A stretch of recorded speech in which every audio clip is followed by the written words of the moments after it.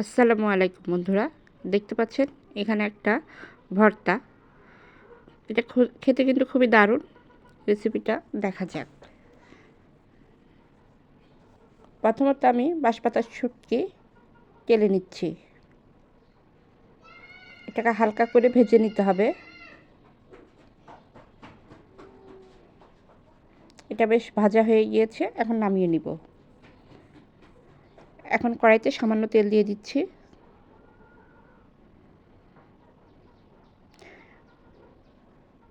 পাতলা করে আলু কেটে রেখেছিলাম, সেই আলুগুলো এখন আমি এখানে দিয়ে দিব।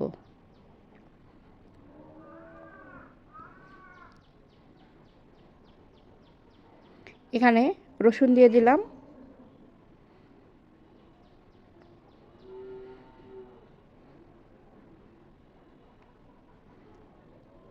এর মধ্যে দিয়ে দিব কাঁচামরিচ। ঝালটা আপনাদের পছন্দ মতন দিতে পারেন। এখানে দিয়ে দিলাম শুটকি। এটাকে ভালো করে ধুয়ে পরিষ্কার করে রেখেছিলাম। দেখতে পাচ্ছেন আলুগুলোকে কিভাবে পাতলা করে কেটে নিয়েছি। এটাকে এখন দিয়ে দিলাম 3-4টা শুকনা মরিচ। চাইলে আপনার ঝালটা একটু কম করে দিতে পারেন।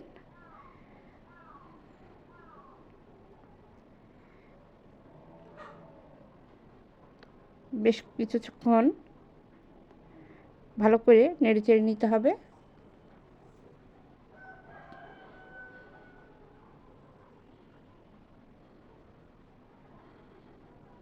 এর মধ্যে দিয়ে দেব পেঁয়াজ কুচি।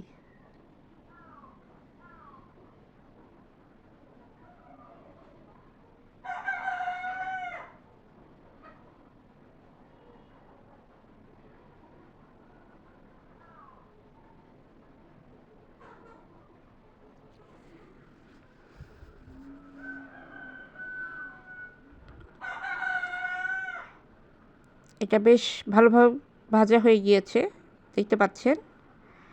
আমরা তো বিভিন্ন শাক, যেমন এখানে কিছু ধনিয়া পাতা দিয়ে দিলাম।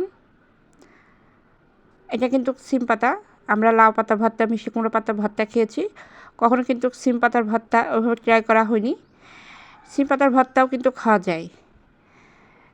সিম পাতাগুলো খুব ভালোভাবে পরিষ্কার করে নিয়েছি এবং সিমের যে কচি পাতাগুলো, সেই পাতাগুলো এখানে দেয়া হয়েছে। কিছু সময় একটু পানিতে ঢেকে রাখবো। কিছু সময় পরে এসে দেখতে পাচ্ছেন এটা বেশ নরম হয়ে আসছে। এটাকে খুব ভালো করে নেড়েচেড়ে নিতে হবে। একবার বাসায় ট্রাই করে দেখবেন, অবশ্যই আপনাদের ভালো লাগবে।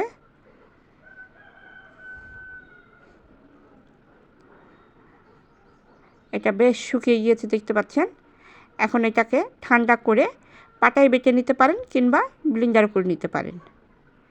দেখতে পাচ্ছেন এটা বেশ ভর্তা ভালোভাবে হয়ে গিয়েছে। আমি ব্লেন্ডার করে নিয়েছি। খেতে কিন্তু খুবই অসাধারণ।